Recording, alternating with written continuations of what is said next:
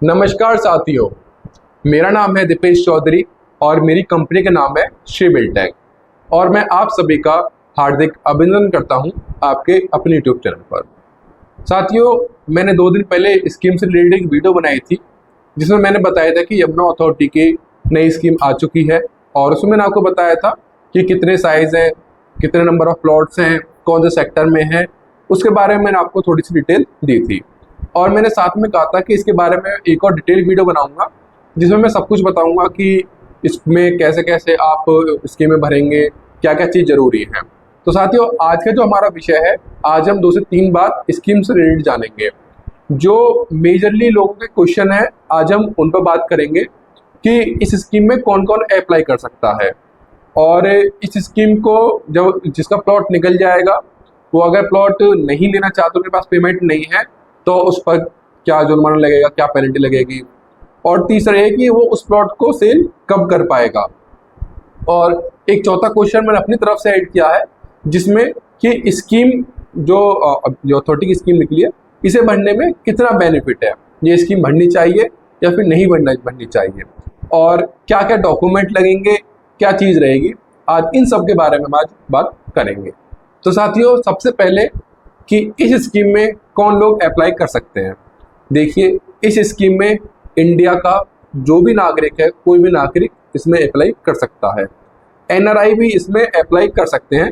बस उसमें शर्त यह है कि उत्तर प्रदेश सरकार या फिर भारत सरकार ने उनके ऊपर अचल संपत्ति खरीदने का प्रतिबंध नहीं लगाया हुआ हो। जिनके प्लॉट निकल चुके हैं 2009 से 2024 तक की जितनी भी अलॉटमेंट आई हैं, चाहे वो प्लॉट्स की हो, फ्लैट्स की हो, अगर पति पत्नी है, पति या पत्नी के किसी भी एक नाम से कोई भी अलॉटमेंट आई है तो वो इसमें स्कीम में अप्लाई नहीं कर सकता। अगर पिछली कोई भी अलॉटमेंट जो पति पत्नी है, उनके जो बेटे हैं जिनकी उम्र 18 वर्ष से कम है, अगर उनके नाम भी कोई प्लॉट अलॉट हो चुका है पहले, तो वो भी इस स्कीम में अप्लाई नहीं कर पाएंगे। यानी कि जैसे कि किसी का प्लॉट निकला हुआ है और उसके बेटे की उम्र 16 वर्ष है या फिर बेटी की उम्र 16 वर्ष है और उनका ऑलरेडी प्लॉट निकला हुआ है, तो उनमें से उन चारों लोगों में से यमुना अथॉरिटी की नई स्कीम में कोई भी अप्लाई नहीं कर पाएगा।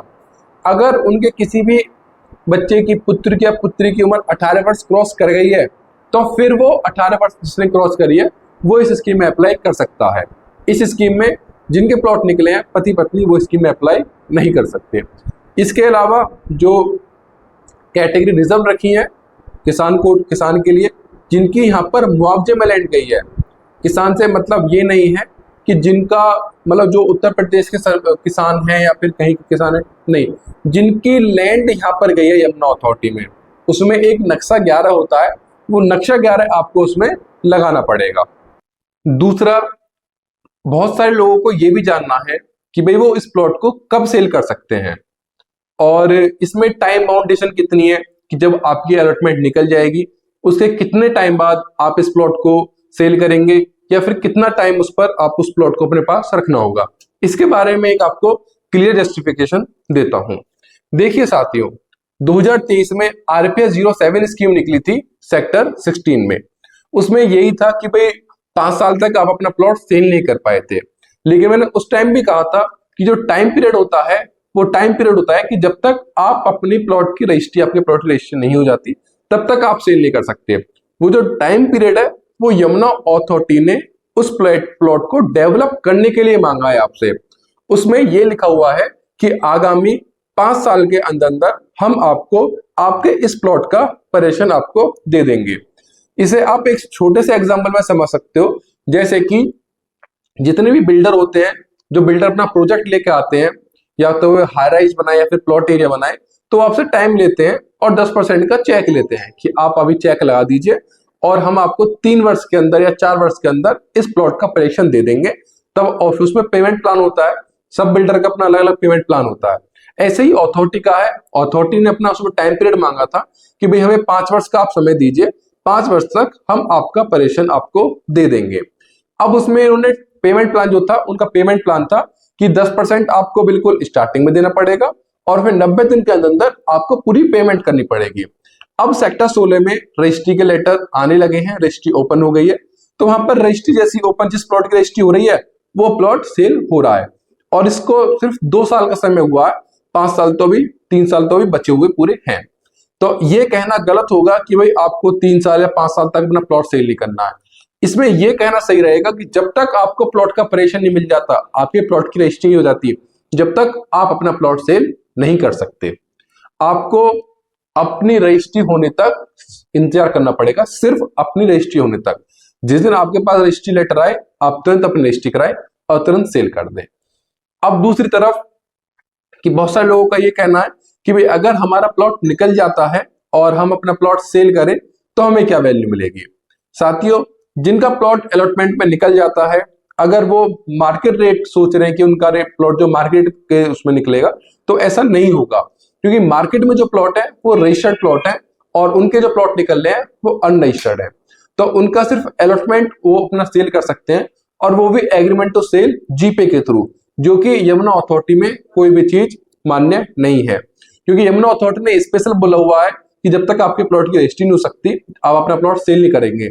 और आप फिर कहीं इनडायरेक्टली उस प्लॉट को सेल कर रहे हैं, तो आप अपने रिस्क पर ही उसे बेचें और अपने रिस्क पर ही उसे ले।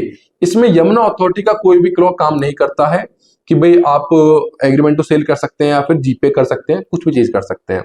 तो दूसरी बात साथियों ये है कि आपका जो प्लॉट मिलेगा, आप जब उसे सेल करेंगे तो उस पर आपको कम ही वैल्यू मिलेगी, मुश्किल से 5,000, 10,000, 15,000 रुपए स्क्वायर मीटर तक के बीच में। अगर यमुना अथॉरिटी का 70 लाख रुपए का प्लॉट निकलता है तो 70 लाख पर आपको 10 से 15 लाख रुपए अतिरिक्त सिर्फ मिल सकते हैं। तीसरा साथियों पॉइंट है कि इसमें इंपोर्टेंट डॉक्यूमेंट और इसका पेमेंट प्लान क्या है। देखिए, मैं आपको बता देता हूं। डॉक्यूमेंट जो है वो आपका आधार कार्ड, पैन कार्ड, आपका वेरिफिकेशन जो हाउस वेरिफिकेशन है यानी कि होम एड्रेस। साथियों, तीसरी चीज है इसमें इंपोर्टेंट डॉक्यूमेंट और पेमेंट प्लान। देखिए, इंपोर्टेंट डॉक्यूमेंट में सबसे जरूरी जो आपके चलते हैं, एक आधार कार्ड, आपका आधार कार्ड होना चाहिए, पैन कार्ड आपके पास होना चाहिए, आपके पास आपका होम प्रूफ होना चाहिए यानी कि हाउस का। उसके लिए आप कुछ भी अपने इलेक्ट्रिसिटी का बिल यूज कर सकते हैं, आप उसे आधार कार्ड में भी आप उसको यूज कर सकते हैं एड्रेस को। और एक चीज है कि जिस अकाउंट में आप पैसे मंगाएंगे उस अकाउंट की डिटेल। आप पैसे किसी भी अकाउंट से कर सकते हैं, लेकिन जिस अकाउंट में अगर आपका प्लॉट नहीं निकलता है, जो आपके पैसे वापस आएंगे, एक आपको उस अकाउंट की डिटेल देनी पड़ेगी कि हमारे पैसे इस अकाउंट में वापस आने चाहिए। अब साथ ही बात करते हैं पेमेंट प्लान के बारे में। देखिए, 10% तो आपको अभी देना पड़ेगा इसके, जब आप अपने फॉर्म अप्लाई करेंगे उसके टाइम में। इसमें जो SC और ST के लोग हैं उनके लिए 50% की छूट है। बाकी सभी को 7 लाख रुपए जमा करने पड़ेंगे, और जो SC और ST में है उन्हें 3.5 लाख रुपए जमा करने पड़ेंगे। साथियों, SC ST का अब ये मतलब नहीं है कि भाई उन्हें टोटल प्लॉट की जो कॉस्ट है 70 लाख रुपए, उसके हाफ ही जमा करने पड़ेंगे। वो आपको जो सिर्फ छूट मिली है वो 10% में मिली है, यानी कि जो 7 लाख स्टार्टिंग में 10% जा रहे हैं, बाकी सबके 10% है, आपके लिए वो 5% है। जब आपका प्लॉट निकल जाएगा, आपकी अलॉटमेंट निकल जाएगी, तो आपको 3 महीने के अंदर जो जनरल कैटेगरी है उनको 90% जमा कराना पड़ेगा, और जो SC ST कैटेगरी है उन्हें 95% जमा कराना पड़ेगा। बस आपको स्टार्टिंग में जो 10% है उसमें ही आपको रिहाइश मिल रही है, उसमें ही आपको ये चीज मिल रही है। और ये मेरी तरफ से लोगों को बताने की स्कीम भरे या नहीं, स्कीम भरे या नहीं, स्कीम भरे या नहीं, स्कीम भरे या नहीं। साथियों, इसमें एक बात और मैं ऐड करना चाहता हूं कि बहुत सारे लोगों का ये भी कहना है कि दीपेश जी, अगर हमारा प्लॉट निकल जाता है और हम पर पेमेंट उसकी नहीं हो पाती है, यानी कि ना तो हमें लोन मिल पाता है और हमारे पास पेमेंट नहीं हो पाती है, तो उसका क्या है। साथियों, उसके बारे में बताऊं, अगर आपकी अलॉटमेंट निकल जाती है और आपके पास अलॉटमेंट लेटर पहुंचता है, तो उस टाइम अगर आप अपना प्लॉट सरेंडर करना चाहते हैं, तो आपने जो 10% पेमेंट जमा की हुई है या फिर जिन्होंने 5% पेमेंट जमा करी है, उसका 10% अथॉरिटी अपने पास डिटेक्ट कर लेगी, बाकी की पेमेंट को आपको दे देगी। मान के चलो 7 लाख रुपए आपने जमा करे हैं, आपका प्लॉट निकल गया और आप सरेंडर करते हैं, तो 7 लाख का 10% 70,000 रुपए अथॉरिटी अपने पास रख लेगी, और बाकी के बचे हुए आपको 36 आपको रिफंड हो जाएंगे, जिस अकाउंट की आपने उनको इंफॉर्मेशन दी हुई है उस अकाउंट में। तो साथियों अगर प्लॉट निकल जाता है तो इसमें दो बैंकिंग पार्टनर भी हैं, आप उनसे लोन ले सकते हैं। जो बैंकिंग पार्टनर है वो आपको इजीली लोन प्रोवाइड करवा देंगे आपके अलॉटमेंट लेटर पर ही। उसकी फिर आपकी ईएमआई बन जाएगी और उसका जो रेट ऑफ इंटरेस्ट रहेगा वो आपकी प्रोफाइल से मैच होगा कि अगर आपकी प्रोफाइल अच्छी है तो रेट ऑफ इंटरेस्ट कम होगा, और अगर ज्यादा अच्छी नहीं है तो हो सकता है उसमें 1 या आधा प्रतिशत की थोड़ी बढ़ोतरी देखने को मिल सकती है। अब साथियों लास्ट करते हैं, आपको इस प्लॉट मतलब इस स्कीम को भरना चाहिए या फिर नहीं भरना चाहिए। देखिए इसमें दो तरह के तर्क जुड़ जाते हैं, दो तरह के विडंबनाएं हैं, दो तरह के लोग हैं।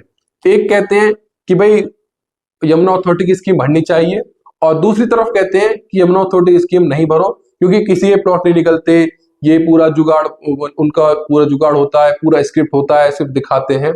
तो साथियों मैं दोनों तरह से बात करूंगा, वो फैसला आपको लेना है कि आपको भरना है या नहीं भरना। पैसे आपके हैं, प्लॉट आपका है, अगर निकलेगा जो भी चीज रहेगी आपकी रहेंगी। हमारे सिर्फ विचार है, हम सिर्फ आपको बताने वाले हैं। अगर आपको चीजें अच्छी लगे तो आप भरे, आपको नहीं अच्छी लगे तो आप नहीं भरे। साथियों दोनों तरफ से बात करते हैं। पहला मुद्दा लेते हैं कि जो लोग कहते हैं कि प्लॉट नहीं भरने चाहिए। देखिए साथियों मैं उनको बता दूं कि जैसे 276 प्लॉट की स्कीम निकली है, इसमें फार्मा कैटेगरी रिजर्व्ड है और इसमें जो इंडस्ट्री फंक्शन इंडस्ट्री है वो रिजर्व्ड है। बाकी अगर मैं बचे हुए प्लॉट की बात करूं तो 214 नंबर ऑफ प्लॉट्स हैं। अब उनका कहना यह है कि भाई ये स्क्रिप्टेड होता है या फिर ये जो उनके जानने वाले रिश्तेदार होते हैं उनको ही ये प्लॉट निकालते हैं। साथियों ऐसा कुछ भी नहीं होता है, क्योंकि अगर उनके ही प्लॉट निकलने लगे तो यमुना अथॉरिटी में तकरीबन 200 से 300 एम्प्लॉय काम करते हैं। सबके अगर एक एक रिश्तेदार भी हुआ तो वो तो प्लॉट उन सभी को निकल जाएंगे। सब में लड़ाई होगी कि भाई हमारे 2 प्लॉट निकलवाओ, हमारे 1 प्लॉट निकलवाओ। तो साथियों ऐसा कुछ भी नहीं होता है, ये पूरा ओपनली होता है, कुछ भी इसमें धांधलीबाजी ऐसा कुछ भी नहीं होता है, प्रॉपर रोल होता है। कुछ लोगों को लगता है कि भाई पर्चियां अच्छे से नहीं मिलाई गई, वो सिर्फ उनका आंखों का धोखा होता है। उन्हें लगता है कि भाई यहाँ चीज थोड़ी सी वो हुई है, कभी कभी उनसे भी त्रुटि हो जाती है कि भाई कुछ चीज नहीं हो पाती है, लेकिन कुछ भी स्क्रिप्टेड नहीं होता है। जो भी होता है वो ओपनली होता है, एक लकी ड्रॉ के तरह ही होता है, सब चीजें फेयरली होती हैं। अब जो लोग कहते हैं कि भाई नहीं भरना चाहिए, उनके लिए कि भाई 2 से 2.5 लाख एप्लीकेशन आएंगे, प्लॉट है सिर्फ 2, ये यमुना अथॉरिटी के कमाने का कारण है, 600 रुपए एक फीस है, 2 लाख मान लो तो 6 दूनी 12 है, 12 करोड़ रुपए उन्होंने कमा लिए। तो साथियों इस बारे में मैं आपको बताऊं कि यमुना अथॉरिटी ने अपनी छवि ही इस प्रकार की बनाई हुई है कि वो कोई भी स्कीम लेकर आती है तो उस पर ज्यादा से ज्यादा लोग उस पर अप्लाई करते हैं, लोग ज्यादा से ज्यादा लोग उन तक पहुंचने की कोशिश करते हैं और ये चाहते हैं कि उनका यमुना अथॉरिटी में किसी भी सेक्टर में किसी भी साइज का प्लॉट निकल जाए। इस चीज में आप यमुना अथॉरिटी को दोषी नहीं ठहरा सकते, क्योंकि उनके पास क्या है, वो तो अपनी लैंड दे रहे हैं। ऐसे तो और भी अथॉरिटी है, हरियाणा में भी है, राजस्थान में भी है, दिल्ली में भी है, और आपका मथुरा में भी है, आपका जो राम मंदिर बना है वहां पर भी है, वहां पर भी लगातार अलॉटमेंट ड्रॉ आते हैं। लेकिन सबसे ज्यादा एप्लीकेशन यही क्यों आती है? अभी हाल ही में वृंदावन में एक ड्रॉ आया था, उसमें बहुत कम एप्लीकेशन मिली। अभी अयोध्या में एक ड्रॉ आया था, उसमें 40-42 प्लॉट थे और कुल 80 या 100 एप्लीकेशन आई। लेकिन यहाँ पर 200 प्लॉट आते थे, यहाँ पर 2 लाख एप्लीकेशन आ रही है। ऐसा क्यों? ऐसा इसलिए क्योंकि यमुना अथॉरिटी एक उभरती हुई निवेश इन्वेस्टमेंट की एक बहुत अच्छी अपॉर्चुनिटी है, जिसमें हर तरह का लोग हर तगमे का लोग चाहता है कि इसमें मेरा प्लॉट हो। तो इसमें लोगों को इतनी ज्यादा रुचि है कि भाई हर कोई इसमें अप्लाई करना चाहता है। साथियों भरने का एकमात्र कारण यह है कि आपकी किस्मत, अगर प्लॉट आपका निकल जाता है तो आपका प्लॉट निकलते ही डबल मार्केट रेट है। यानी कि अगर आप अपने प्लॉट को जब तक रजिस्ट्री नहीं हो जाती, जब तक आप रोक सकते हैं तो उस प्लॉट को रोके। आपका प्लॉट एक तो मार्केट रेट जो आज का है उस तक पहुंचेगा, और जो मार्केट ये 2 या 3 साल में जो एप्रिशिएट करेगी, अब जाएगी, आपका प्लॉट भी उसी रेट से बढ़ेगा। यानी कि आपका प्लॉट सिर्फ कागजों में बढ़ता रहेगा। अगर आपके पास 3 से 4 साल का समय है रुकने के लिए तो आपके लिए बहुत अच्छी अपॉर्चुनिटी है ये, क्योंकि मार्केट रेट से जस्ट हाफ में आपको ये प्लॉट मिल रहे हैं। और देखिए एप्लीकेशंस तो ज्यादा आएंगी, जहां पर लोगों को बेनिफिट फायदा दिखता है वहां पर लोगों की लाइन लगती ही लगती है। अगर ये एप्लीकेशन इतनी नहीं आती तो हो सकता है कि अथॉरिटी इतनी स्कीम लेकर भी नहीं आती। अथॉरिटी धीरे धीरे स्कीम लेकर आती। अथॉरिटी को दिख रहा है, अथॉरिटी को लग रहा है कि उनके प्रति लोगों के में बहुत जागरूकता है, लोग बहुत चाहते हैं कि यमुना अथॉरिटी में उनका प्लॉट हो, इसी कारणवश यमुना अथॉरिटी स्कीम लेकर आती है। साथियों, मेरा लास्ट में यही है कि अगर आप एप्लीकेशन भरना चाह रहे हैं या भरने जा रहे हैं तो आप भरिए, आप किसी भी कहने से रुकिए मत। अब कुछ लोग मुझसे कहेंगे कि आप तो यमुना अथॉरिटी को बढ़ावा दे रहे हो, वो देखिए वो सब चीज अलग है, लेकिन जो निष्पक्षता है वो निष्पक्षता के लिए कहूंगा कि अगर आप के पास 7 लाख रुपए है या फिर आपके पास 200 मीटर के लिए पैसे हैं या फिर आपका लोन सैंक्शन है, आपका लोन हो जाएगा, तो आप यमुना अथॉरिटी की स्कीम जरूर भरिए। मात्र 600 रुपए आपके सिर्फ कटेंगे जो कि आपके रिफंड नहीं होंगे, बाकी की बाकी आपकी पूरी अमाउंट रिफंड हो जाएगी। अगर आप अपनी स्कीम भरवाना चाहते हैं, आप मुझसे भरवाना चाहते हैं, तो हमारी सिंपली सी फीस है, आप मुझे कांटेक्ट कर सकते हैं। मेरी टीम आपके जो भी आपके डॉक्यूमेंट रहेंगे, जो भी चीजें रहेंगी, उन सबको पूरा फिलफिल करेगी, आपकी पूरी स्कीम भरेगी। अगर साथियों आप चाहते हैं कि मैं एक बार स्कीम की भी, कि उसको कैसे कैसे भरते हैं उसकी भी एक वीडियो बनाऊं, तो आप मुझे कमेंट कीजिए, मैं उसकी भी आपको एक बार वीडियो बना के दे दूंगा, जिसमें आप अपने हिसाब से अपने उससे भर सकते हैं। देखिए कभी कभी खुद से कुछ गलतियां हो जाती हैं, आपको चीजें नहीं पता है, और हमारी इस चीज में स्पेशलिटी है कि भाई हमें ये चीजें बहुत अच्छे से आती हैं। तो मैं यही कहूंगा कि आप अपनी जो फॉर्म है वो हमसे फिल करवाएं, जिसमें गलती की गुंजाइश ना के बराबर रहेगी। तो साथियों आज के लिए इतना ही, मिलते हैं आपसे फिर एक अगली वीडियो में और एक अच्छी टॉपिक के साथ। नमस्कार सभी को।